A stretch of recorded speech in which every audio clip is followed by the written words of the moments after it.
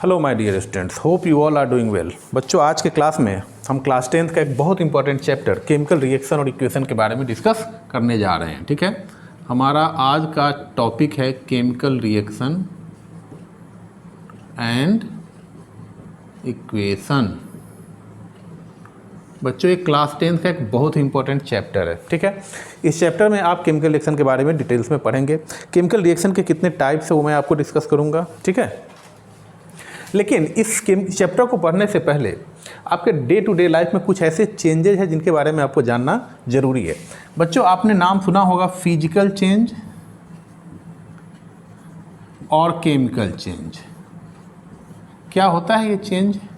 चलो इसको ज़रा समझते हैं।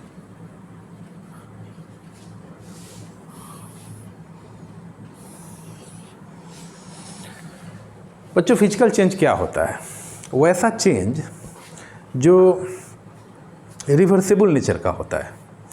दो change which are reversible in nature, नहीं, जिसको हम रिवर्स कर सकते हैं, वैसे चेंज को हम लोग कहते हैं फिजिकल चेंज। लेकिन जिस चेंज को हम रिवर्स नहीं कर सकते हैं, नहीं, most of the physical change are reversible in nature but most of the chemical change are not reversible in nature. ठीक है, जैसे बच्चों, हम लोग अपने डे टू डे लाइफ में देखते होंगे आटे से रोटी बनता है। ठीक है, आटा से तो रोटी बन जाता है। क्या आप रोटी से फिर आटा बना सकते हो? रिवर्स कर सकते हो इस प्रोसेस को? नहीं कर सकते हैं। तो वैसा प्रोसेस जिसको हम रिवर्स नहीं कर सकते हैं, वैसे प्रोसेस को हम लोग कहते हैं chemical change. Most of the chemical changes are irreversible in nature, not reversible nature. बच्चों, मेरे वर्ड को ध्यान से सुनो। Most of the chemical reaction, कुछ ऐसे केमिकल रिएक्शन होते हैं बच्चों जो रिवर्सिबल नेचर के होते हैं। ठीक है, देखो हम क्या बोल रहे हैं। Most of the chemical changes are irreversible in nature. Irreversible कहने का क्या मतलब बच्चों? जिसको हम रिवर्स नहीं कर सकते हैं। ठीक है, ये इरिवर्सिबल नेचर के होते हैं। लेकिन बच्चों, कुछ ऐसे केमिकल रिएक्शंस जो होते हैं ना, वो रिवर्सिबल नेचर के होते हैं। जैसे N2+3H2 क्या बनेगा बच्चों? अमोनिया। ये जो प्रोसेस, जिस प्रोसेस से बनता है ना बच्चों अमोनिया, उस प्रोसेस को हम लोग कहते हैं हेबर प्रोसेस। हेबर प्रोसेस से हम लोग अमोनिया का फॉर्मेशन करते हैं। लेकिन ये रिवर्सिबल नेचर का होता है। तो आपको रिवर्सिबल नेचर के भी कुछ एग्जाम्पल्स मिलेंगे बच्चों। ठीक है, लेकिन most of the chemical reactions, chemical changes are irreversible in nature. ये आपको ध्यान में रखना है। ठीक है बच्चों, इसी तरह एक और एग्जाम्पल है CaCO3, कैल्शियम कार्बन। बच्चों, इसको अगर आप हीट करोगे तो बनेगा CaO+CO2। बच्चों, ये केमिकल चेंज है। देखो, केमिकल चेंज क्यों है? क्योंकि केमिकल चेंज को बच्चों पहचानने का एक और तरीका है। केमिकल चेंज में एक नए सब्सटेंस का फॉर्मेशन होता है। ये मैं आपको अगले पॉइंट्स में डिस्कस करूंगा। पहले आपको क्या देखना है कि केमिकल चेंज जो होते हैं बच्चों, most of the chemical change are irreversible nature. लेकिन कुछ ऐसे एग्जांपल्स हैं जो रिवर्सिबल नेचर के होते हैं, जो एग्जांपल्स मैंने आपके सामने अभी रखा है। ठीक है, ये बच्चों रिवर्सिबल नेचर के हैं। लेकिन यहाँ पर हम क्या लिखेंगे? Most of the physical change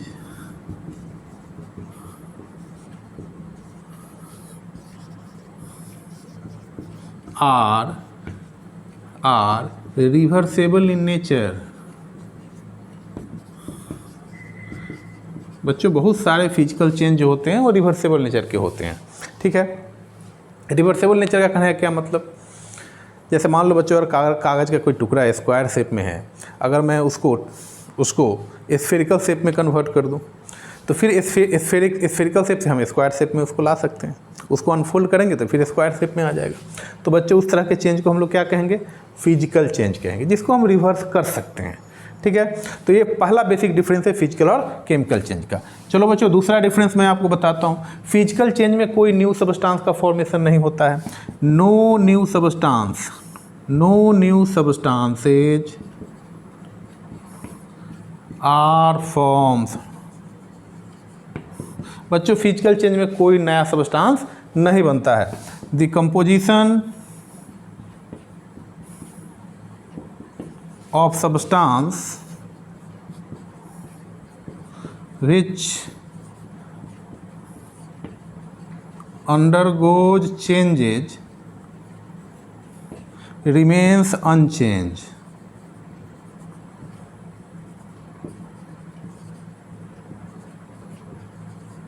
बच्चों फिजिकल चेंज में कोई नए सब्सटेंस का फॉर्मेशन नहीं होता है, नहीं, सब्सटेंस के कंपोजिशन में कोई परिवर्तन नहीं होता है, वैसे चेंज को हम कहते हैं फिजिकल चेंज। लेकिन जो केमिकल चेंज होता है बच्चों, उसमें at least one new substance is forms. क्या लिखेंगे हम लोग? At least one new substance is forms. ये बच्चों आपको ध्यान में रखना है, केमिकल चेंज में कोई ना कोई नया सब्सटेंस का फॉर्मेशन होगा। जैसे देखो बच्चों, यहाँ पर क्या बना? अमोनिया बना। नाइट्रोजन और हाइड्रोजन से मिलकर क्या बना? अमोनिया बना। बच्चों ये एक न्यू सब्सटेंस है, ये अलग सब्सटेंस है, ये अलग सब्सटेंस है। कैल्शियम कार्बोनेट को जब मैंने हीट किया तो हमारा कैल्शियम ऑक्साइड और कार्बन डाइऑक्साइड बना, यहाँ पर एक नए सब्सटेंस का फॉर्मेशन हुआ। तो इस तरह के चेंज को बच्चों हम लोग कौन चेंज कहेंगे? केमिकल चेंज कहेंगे। ठीक है। अच्छा बच्चों, एक और डिफरेंस है, फिजिकल चेंज में भी क्या होता है? No change occurs in the mass of substance. Substance के मास में कोई परिवर्तन नहीं होता है। No change occurs in the mass of substance.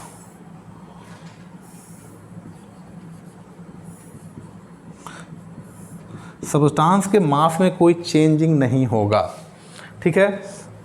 जैसे बच्चों कोई पेपर है, ठीक है, मान लो एक स्क्वायर शेप का पेपर है, अगर मैं उसको उसको अलग कर देता हूँ, उसको टुकड़े में पीसेज में उसको मैं कन्वर्ट कर दे रहा हूँ, तो जो स्क्वायर शेप के पेपर का जो वेट होगा और उसके जो डिफरेंट पीसेज होंगे उसका वेट होगा, दोनों वेट क्या होगा बच्चों? सेम होगा। ठीक है ना। इसमें कोई क्यों? Tearing of paper is a physical change. बच्चों इसमें कोई न्यू सब्सटेंस का तो फॉर्मेशन नहीं हो रहा है। जैसे मार्कर है, अगर मैं इस मार्कर को अगर ट्विस्ट कर दूं, इसको काट दूं, इसको तोड़ दूं, ब्रेक कर दूं, तो क्या कोई इससे नया सब्सटेंस का तो फॉर्मेशन नहीं होगा। इसमें जो इसके कंपोजिशन है वो कंपोजिशन टुकड़े, जो इसको हम टुकड़ा कर देंगे उसमें भी इसका कंपोजिशन वही रहेगा, उसी पार्टिकल से मिलकर ये मार्कर बना होगा। तो बच्चों ये भी एक फिजिकल चेंज है। सिमिलरली यहाँ पे आपको ध्यान देना है कि no change occurs in the mass of substance. Physical change में सब्सटेंस के मास में कोई परिवर्तन नहीं होता है। केमिकल चेंज में भी क्या होता है बच्चों? Mass of the individual substance में change, but however the total sum of mass of reactant is always equal to total sum of mass of product. ये आपको ध्यान रखना है। यहाँ पे क्या होगा बच्चों? Mass of the individual substance may be changed। बच्चों ये आपको दिखाई दे रहा है? ठीक है। मास of the individual substance may be changed, however the total mass of reactant is always equal to the total mass of product। जो ये आपको दिखाई दे रहा है बच्चों, ये सेंटेंस तो आपको दिखाई नहीं दे रहा है। देखो बच्चों, मैं यहाँ पर क्या लिखा हूँ, यहाँ से आपको दिखाई नहीं दे रहा है, इसको मैं ऊपर लिख दे रहा हूँ। ठीक है बच्चों, केमिकल चेंज में क्या होता है? इंडिविजुअल सब्सटेंस का तो मास चेंज हो सकता है, बट हाउएवर बच्चों, मैं यहाँ से इसको ऊपर लिख दे रहा हूँ, however the total mass of reactant is always equal to the total mass of product. ठीक है बच्चों।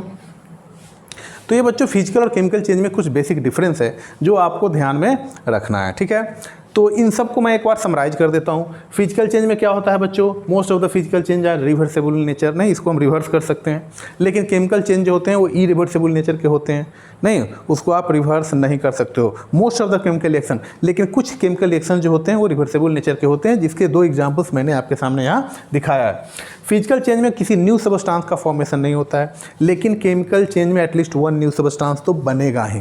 ठीक है, अगला डिफरेंस क्या है? No change occurs in the mass of substance. Substance के मास में कोई परिवर्तन नहीं होता है। रिएक्टिंग सबस्टांस और उसके बाद जो प्रोडक्ट बनेगा दोनों के मास सेम ही होंगे, लेकिन केमिकल चेंज में इंडिविजुअल सबस्टांस के मास में चेंजिंग हो सकता है, लेकिन however the total mass of reactant is always equal to the sum of total mass of product. ठीक है बच्चों, तो ये कुछ बेसिक डिफरेंस फिजिकल और केमिकल चेंज में है जो आपको ध्यान में रखना है।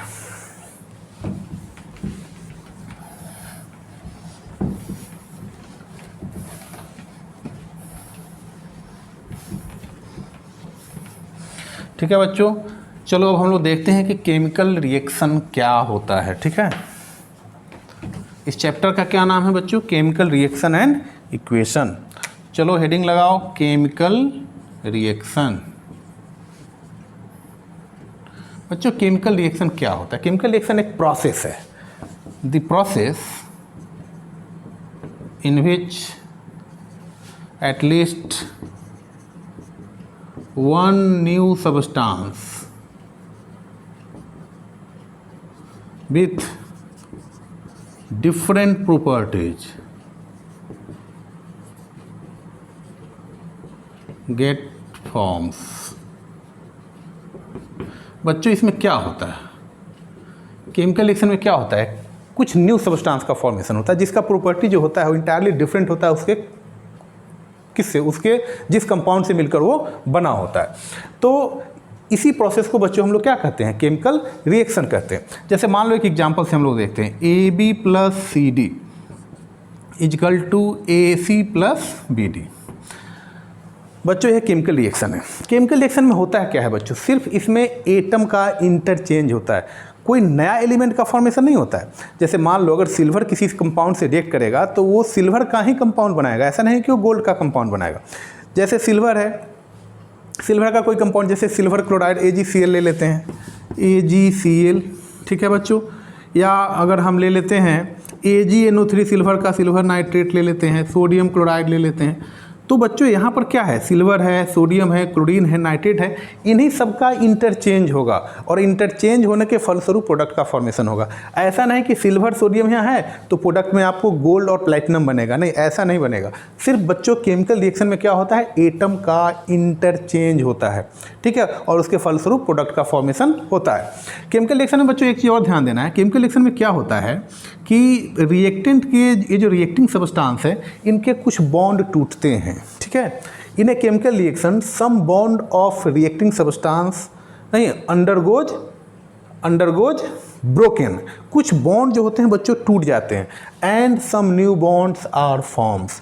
तो ये केमिकल रिएक्शन में आपको कुछ इसके इंपॉर्टेंट पॉइंट्स आपको ध्यान में रखना है। In a chemical reaction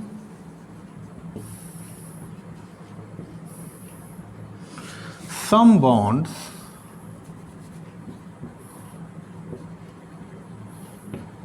of reacting substance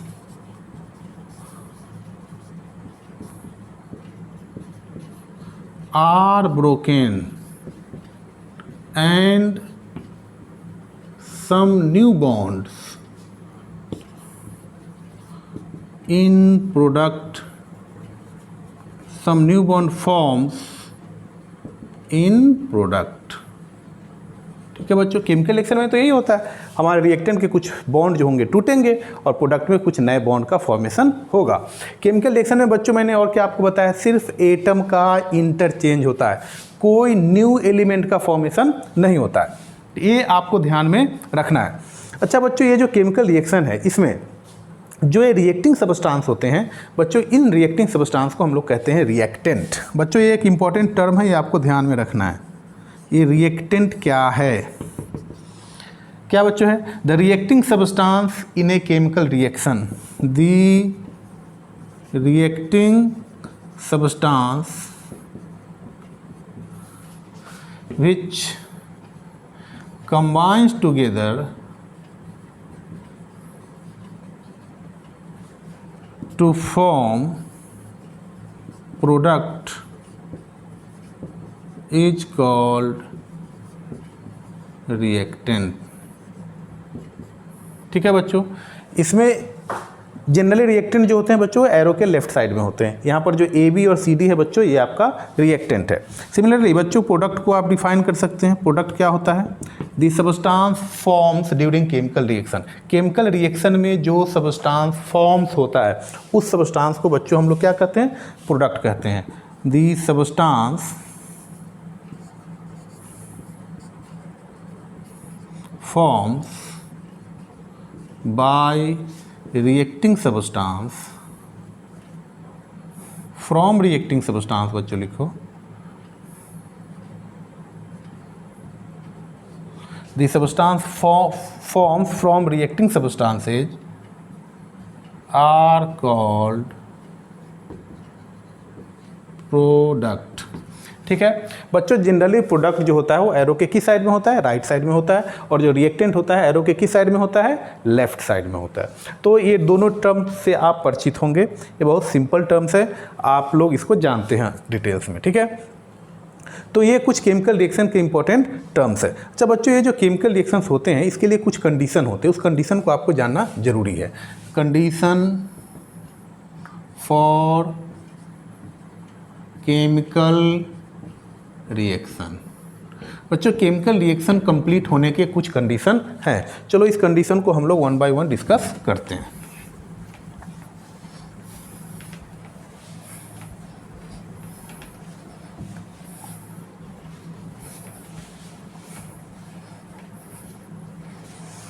first condition, condition number 1। बच्चों कोई भी जो केमिकल रिएक्शन होता है उसको स्टार्टिंग करने के लिए आपको कुछ ना कुछ एनर्जी सप्लाई करना पड़ेगा। ऐसे ही केमिकल रिएक्शन स्टार्ट नहीं हो जाते हैं, नहीं। वो जो एनर्जी आप केमिकल रिएक्शन को स्टार्ट करने के लिए सप्लाई करते हैं बच्चों, उस एनर्जी को कहते हैं activation energy. The minimum amount of energy supplied to reactant molecules या to complete the chemical reaction, to initiate the chemical reaction, that energy is known as activation energy. बच्चों first condition, condition for chemical reaction first क्या होगा? The minimum amount of energy supplied is needed to start a chemical reaction which is called activation energy। कौन energy बच्चों इसको कहते हैं? Activation energy supplied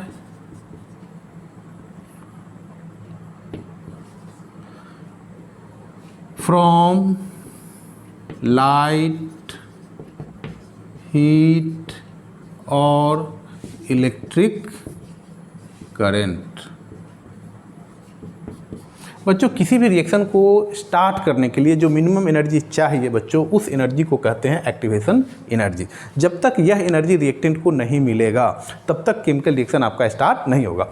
ये जो एक्टिवेशन एनर्जी है आप कैसे मिलेगा रिएक्टेंट को? आइदर आप रिएक्शन को हीट कर दो या it will get through light. ठीक है, लाइट में भी बच्चों एनर्जी होता है, वो लाइट एनर्जी से क्या हुआ केमिकल रिएक्शन आपका स्टार्ट हो सकता है। और either you provide that energy from electric current. बहुत ऐसे रिएक्शन होते हैं जो इलेक्ट्रिक करंट के द्वारा ही कंप्लीट होते हैं। अगर इलेक्ट्रिक करंट आप सप्लाई नहीं करोगे तो केमिकल रिएक्शन नहीं होगा। तो वो जो एक्टिवेशन एनर्जी है, इस एक्टिवेशन एनर्जी को रिएक्शन में प्रोवाइड करने के लिए आपके पास 3 कंडीशन है। फर्स्ट लाइट, सेकेंड हीट और थ्रू इलेक्ट्रिक करंट। ठीक है बच्चों, तो ये आपको ध्यान में रखना है कि केमिकल रिएक्शन को स्टार्ट करने के लिए जो मिनिमम एनर्जी चाहिए बच्चों, उस एनर्जी को हम लोग क्या कहते हैं? एक्टिवेशन एनर्जी कहते हैं। जब तक ये एनर्जी नहीं मिलेगा आपका केमिकल रिएक्शन स्टार्ट नहीं होगा। ठीक है, second condition, to occurs a chemical reaction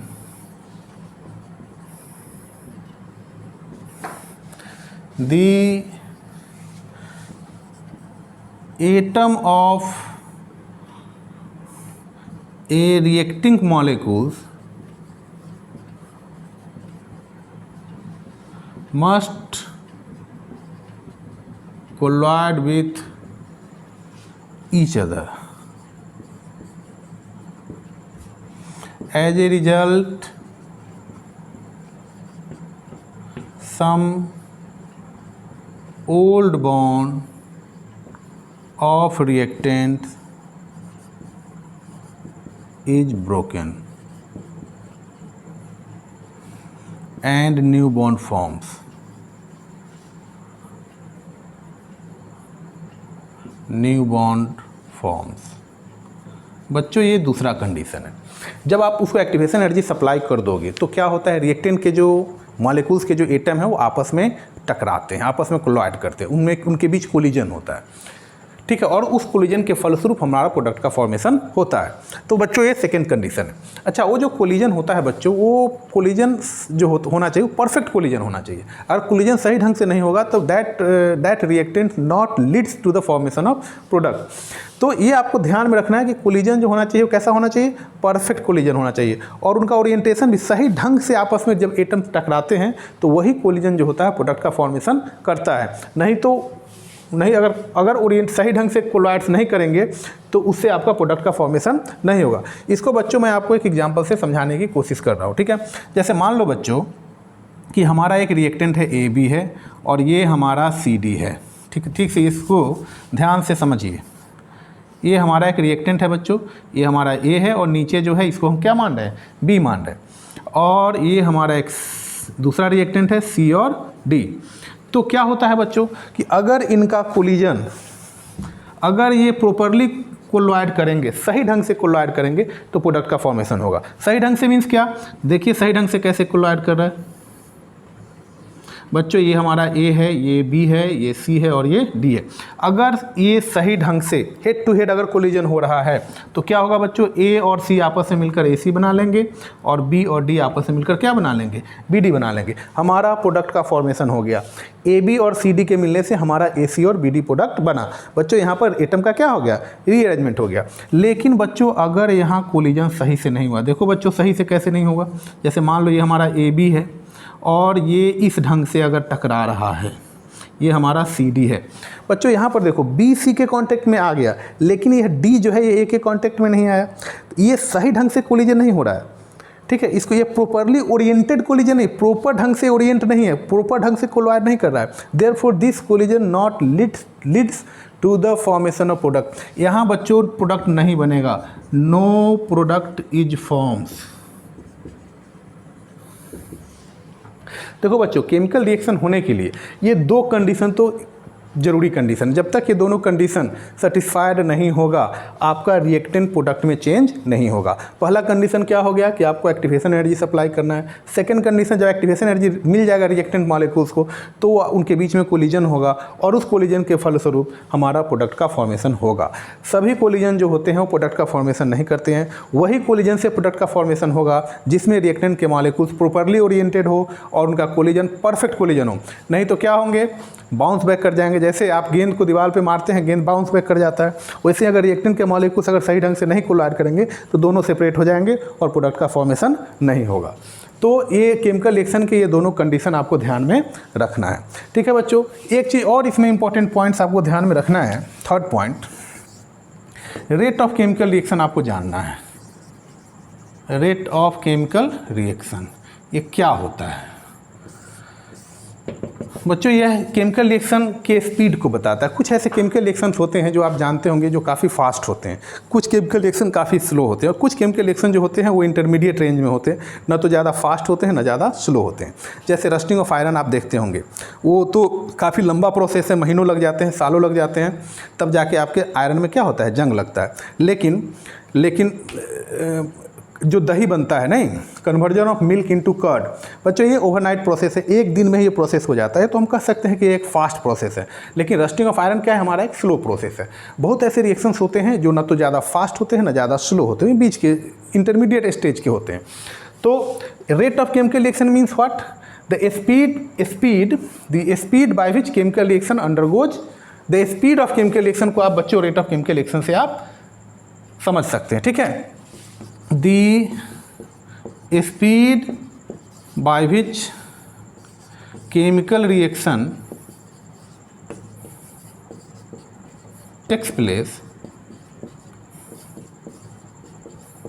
is called rate of chemical reaction.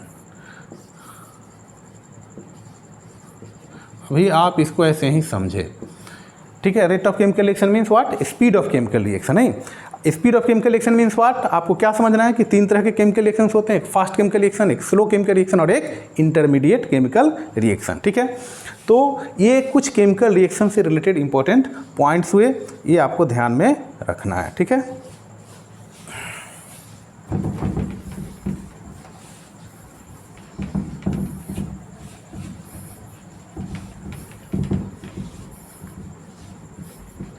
बच्चों ये जो सारी इंपॉर्टेंट पॉइंट्स मैंने आपको जो डिस्कस किया, इनको मैं एक केमिकल रिएक्शन के द्वारा आपको समझा देता हूँ, ठीक है। बच्चों एक एग्जांपल मैं यहाँ पर डिस्कस करना चाहूँगा, burning of magnesium ribbon. Burning of magnesium ribbon. बच्चों एक बहुत इंटरेस्टिंग एग्जामिनेशन है, बहुत इंटरेस्टिंग एग्जाम्पल है। मैग्नीशियम बच्चों लैब में आपको मिल जाएगा मैग्नीशियम रिबन। होता क्या है कि इसके ऊपर बच्चों कुछ इम्प्यूरिटीज आ जाते हैं, इसमें मैग्नीशियम ऑक्साइड का एक लेयर यहाँ ऊपर में आ जाता है, इसमें इसको प्रोटेक्टिंग लेयर कहते हैं बच्चों। इस मैग्नीशियम सरफेस के ऊपर ये आ जाता है, ठीक है। तो ये हमारा प्योर मैग्नीशियम है, इसके ऊपर ऑक्साइड आ गया बच्चों, ये मैग्नीशियम ऑक्साइड का लेयर है। तो जब आप मैग्नीशियम रिबन को जलाते हैं तो जलाने से पहले आपको क्या करना पड़ेगा, इस मैग्नीशियम ऑक्साइड का जो लेयर इसके ऊपर आ गया, इस लेयर को पहले आपको हटाना पड़ेगा। तो इसको हटाने के लिए क्या करते हैं कि हमारे लैब में ही बच्चों एक सैंड पेपर आता है, ठीक है। वो काफ़ी, उस सैंड पेपर देखेंगे उसमें खुरदुरा रहता है, काफ़ी उसमें पोरस होते हैं। तो उस सैंड पेपर से आपको क्या करना है, इस मैग्नीशियम रिबन को क्या करना है, रब करना है। जैसे ही आप रब करेंगे, इसके ऊपर जो ये लेयर बना हुआ है मैग्नीशियम ऑक्साइड का, ये लेयर आपका रिमूव हो जाएगा और आपको एक मैग्नीशियम का शाइनिंग सरफेस मिल जाएगा। ये हमारा प्योर मैग्नीशियम है। अब आप इसको आसानी से बर्नर से इसको जलाइए बच्चों। जब आप इसको जलाएंगे इस मैग्नीशियम रिबन को बच्चों, ये हमारा हो गया मैग्नीशियम रिबन। जब आप इसको बर्न करेंगे इन प्रेजेंस ऑफ ऑक्सीजन, बच्चों किसी भी चीज़ को जलाने के लिए कौन सा गैस रिस्पॉन्सिबल होता है, ऑक्सीजन गैस। तो मैग्नीशियम ऑक्साइड आपको मिलेगा बच्चों। ये व्हाइट कलर का पाउडर, व्हाइट कलर का सब्सटेंस आपको मिलेगा बच्चों। ये जो जलता है ना, ये व्हाइट डिजलिंग फ्लेम होता है, फुलझड़ी की तरह बहुत खूबसूरत देखने में लगेगा आपको। जब मैग्नीशियम रिबन जलेगा तो उसमें जो स्पार्किंग होता है ना, बिल्कुल फुलझड़ी की तरह होता है, ठीक है। White dazzling flame,